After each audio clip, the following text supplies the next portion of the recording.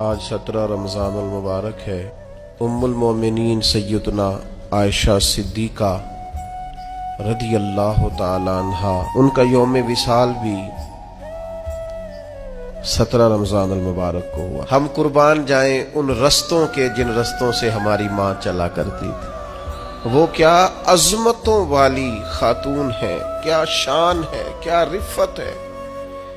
کوئی سمجھ سکتا ہے اس خاتون کی عظمت کو، جن کے حجرے میں، جن کے گھر میں جا کے اللہ کے محبوب سکون محسوس فرماتے۔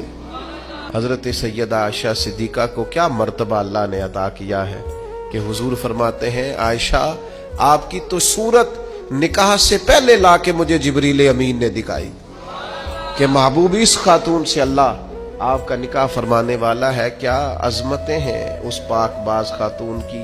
لیکن حضرت عائشہ صدیقہ کی زندگی کا سب سے بڑا سبق اپنی روحانی اولاد کے لیے، ہمارے لیے، ہماری نسلوں کے لیے، امت کے لیے سب سے بڑا سبق سیدہ عائشہ صدیقہ کی زندگی کا ہے پڑھنا پڑھانا، دین پڑھنا۔ انہوں نے احادیث یاد کی، امت تک پہنچائی۔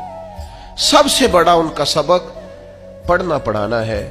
امت اگر حضور کی باتیں یاد کرتی ہے، آگے سکھاتی ہے، پڑھتی ہے، آگے پہنچاتی ہے، تو پھر وہ اس سبق کو یاد کرتی ہے۔